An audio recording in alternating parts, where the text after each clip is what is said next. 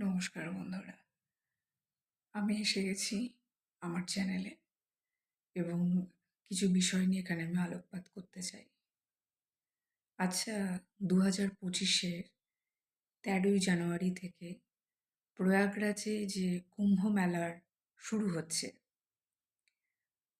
সেটা কি সত্যি সত্যি হিন্দুদের পুনর্জাগরণের একটি বিষয়?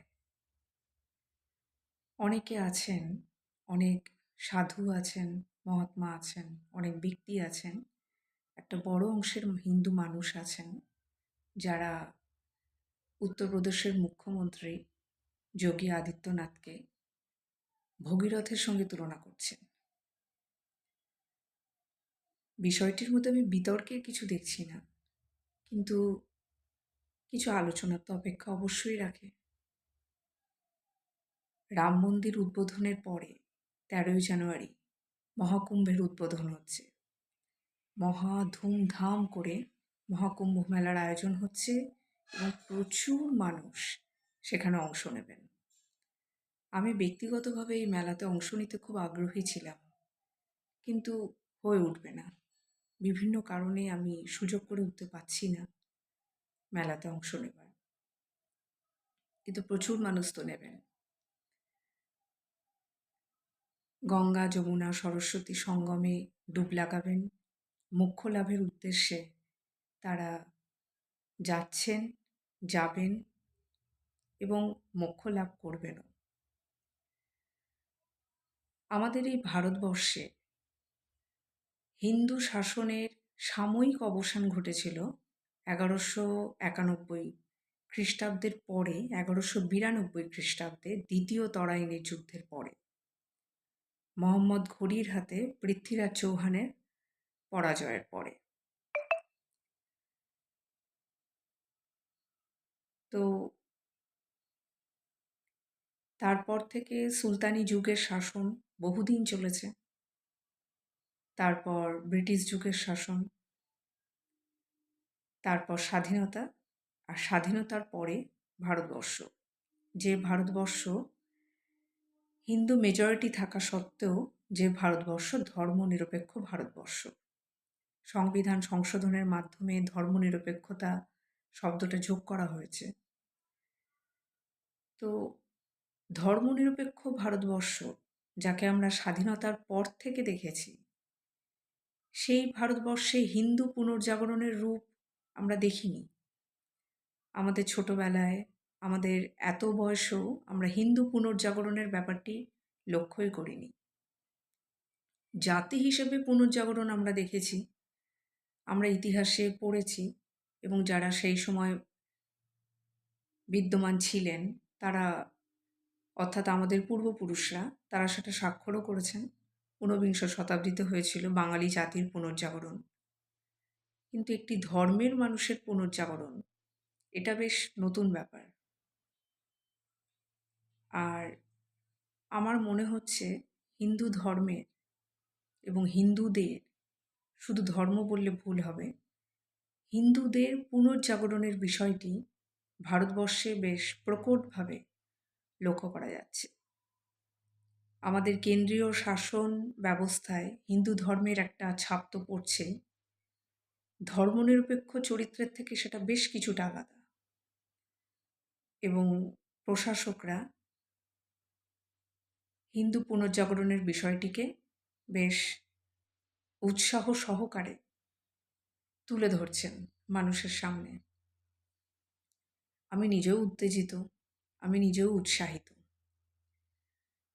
রাজনৈতিক নেতানেত্রীদের একটা অংশ আছেন যারা এই হিন্দু পুনর্জাগরণের বিষয়টিকে মোটেও ভালোভাবে নিতে পারছেন না। তারা মনে করছেন এটি ধর্মনিরপেক্ষ ভারতের পক্ষে অত্যন্ত ক্ষতিকর। কিন্তু যখনই হিন্দু ধর্মের কথা বলা হবে, হিন্দুদের কিছু বিষয়ের কথা বলা হবে, তখনই যদি সেটা ক্ষতিকর হয়ে যায়, তাহলে তো ব্যাপারটা বেশ সন্দেহজনক, তাই না? সব ধর্মের মানুষই নিজের নিজের মতো করে উদযাপন করে। সেখানে হিন্দু ধর্মের উদযাপন হলে পরে কী অসুবিধা আছে? আর হিন্দু ধর্মের জন্ম তো এই ভারতবর্ষেই। তো এই ভারতবর্ষে হিন্দু ধর্মের পুনর্জাগরণ হবে না তো কি বিশ্বের অন্য কোথাও হবে? আর এত ভয় কিসের? এত সন্দেহ, এত দ্বিধা কিসের? এই ব্যাপারটা আমার ঠিক বোধগম্য হয় না।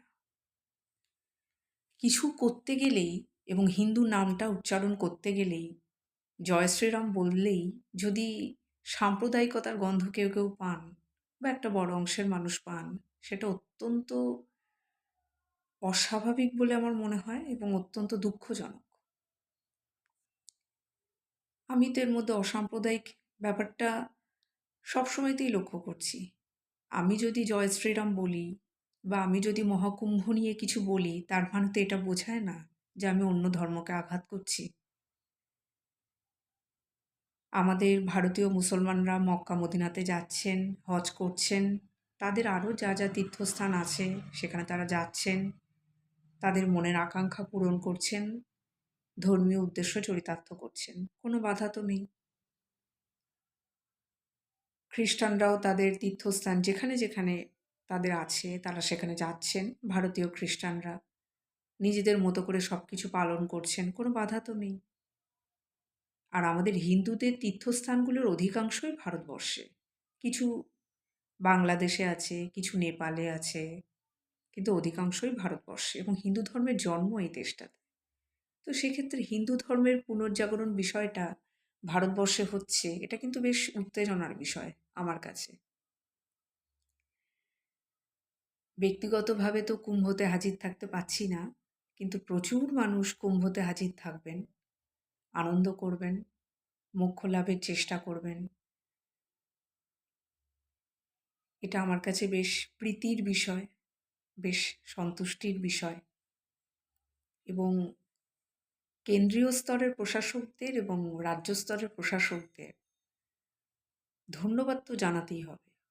অন্তত আমি তো জানাচ্ছি। বেশ সাহস করে এই ধর্মনিরপেক্ষ ভারতবর্ষে হিন্দুদের কথাটা তারা বলতে পেরেছেন, সামনে আনতে পেরেছেন। হিন্দু পুনর্জাগরণের বিষয়টি তারা বাস্তবে করে দেখাচ্ছেন, অন্তত সাহস তো দেখাচ্ছেন। বেশ পরিতৃপ্তির একটা বিষয়। আর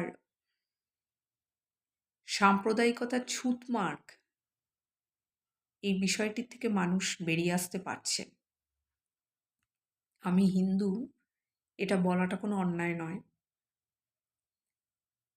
আমি এই মন্দিরে যাব, এই মেলাতে যাব, এই উৎসব উদযাপন করব, আমার দেশে এটা আছে, এখানে হিন্দু মেজরিটি, এখানে হিন্দু ঋষিদের বহু যুগ ধরে অধিষ্ঠান ছিল, তাদের আশীর্বাদে আমাদের ভারতবর্ষ ধন্য, পুণ্যভূমি।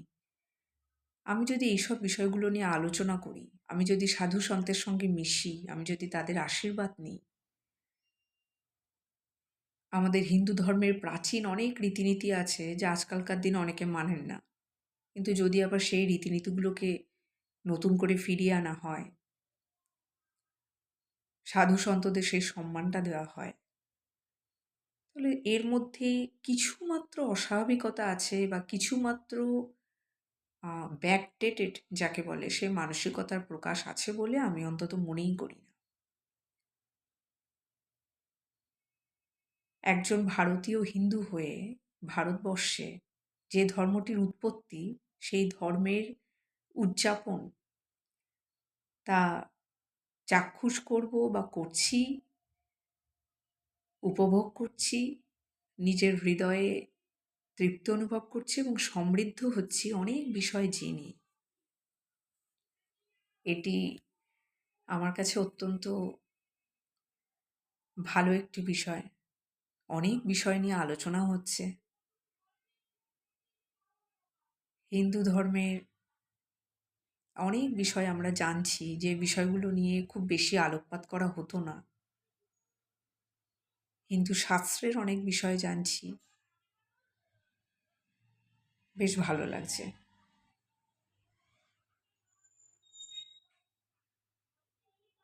হিন্দু ধর্মের এই পুনর্জাগরণে অন্য ধর্মের মানুষের কোনো ক্ষতি নেই। ভয় পাওয়ারও কোনো কারণ আছে বলে মনে করি না।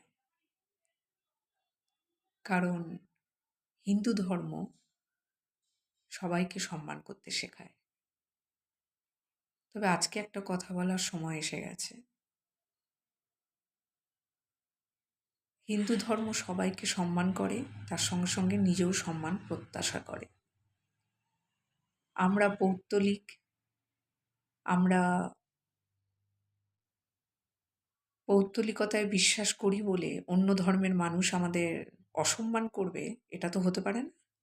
কারণ হিন্দুরা আগ বাড়িয়ে কোনোদিন কাউকে অসম্মান করে না। আপনার ধর্ম আপনার কাছে, আমার ধর্ম আমার কাছে।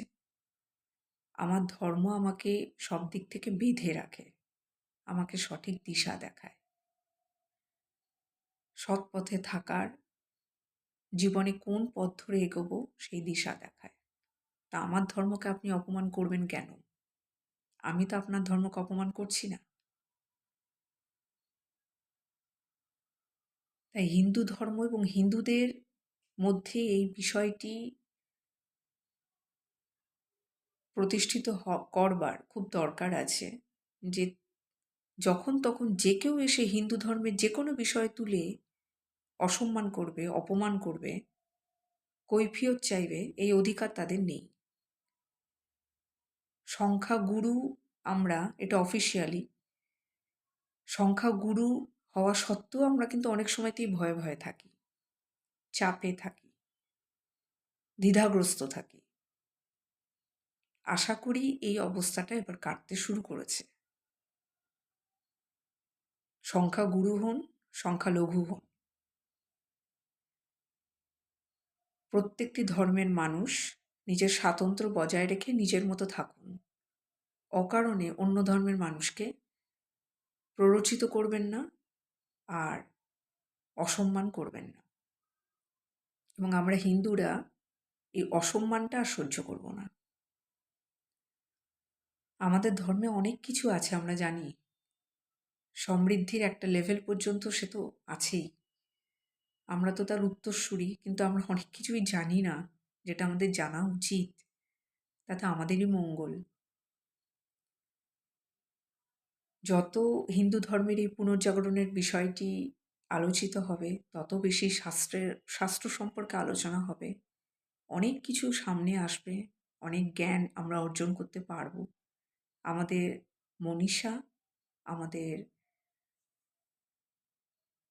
একাগ্রতা সেই বিষয়টির প্রতি যেন থাকে এবং আমরা যেন হিন্দু হিসেবে গর্ব অনুভব করি।